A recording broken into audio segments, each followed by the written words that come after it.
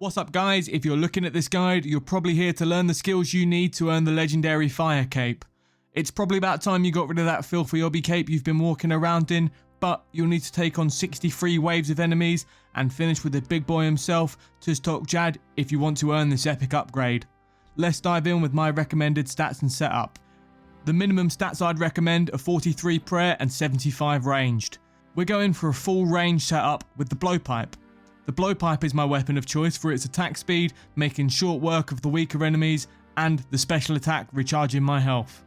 I'm using amethyst darts, but anything above Addy and you'll be laughing. Make sure you remember to load it and charge it with Zora scales. If in doubt, fully charge it.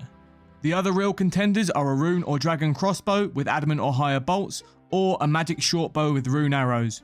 A crossbow would be my choice due to the ability to use diamond or ruby enchanted bolts, giving you awesome special effects. For your main armor slots, black dragonhide is a super budget option, but god dragonhide is awesome if you've got the spare cash, especially for the prayer bonus. For the boot slot, snake skin boots are the only real budget option replacement for god dragonhide, so feel free to use them if you're skint.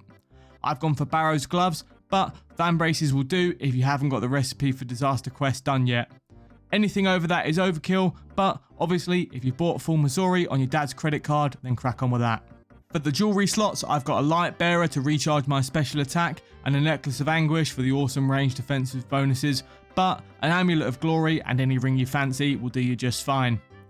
On your back, you'll want the best Ava's device that you have to conserve your ammo and get you a little bit of a range bonus, and for my helmet, as I'm on a Slayer task, I've got my Slayer helm.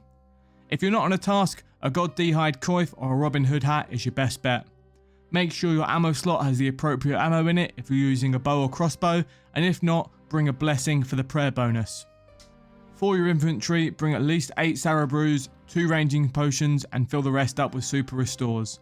You may want to bring more brews and less restores, but 12 restores is an absolute minimum for a first timer in my opinion. In regards to overall strategy, you'll want to stay hiding behind Italy Rock on the southwest side. It's called Italy Rock because it looks a bit like Italy.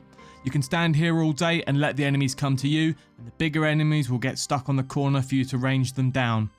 You should deal with the monsters in this order, obviously considering ignoring enemies that are safe spotted. Kill the bats first to avoid losing prayer, then focus the rangers to avoid taking unnecessary damage from them. Then kill the healers so you can move freely without taking melee damage, then focus the blobs, and then finally you can finish up with the mages. The general rules you'll need to follow: if the major is alive, pray magic and stay out of melee range at all times. If a ranger is alive and mages are dead, pray range. Stay out of the melee range of the healers. Try and keep as many of the other monsters safe spotted behind Italy Rock as possible. And finally, this is probably the most important thing to remember: like the video and subscribe to my channel. If you can remember all of this, you'll make it to Jad easy. Once you get here, the only thing you need to do is chill out. Jad won't kill you, panicking will.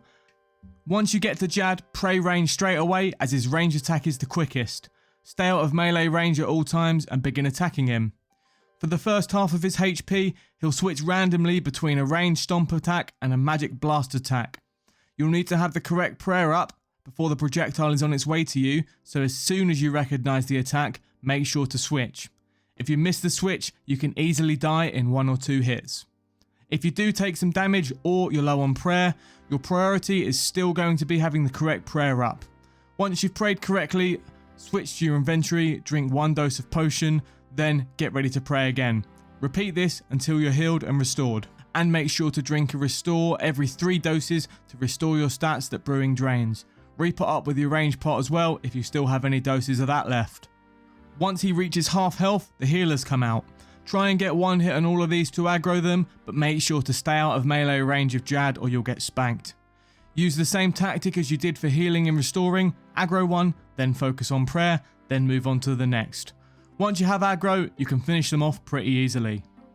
Then all you need to do is see Jad through to the finish, switching prayers whenever appropriate. Once you've got the healers down, finishing them up is basically free.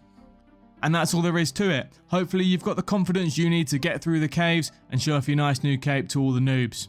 Thanks for sticking around, see you next time.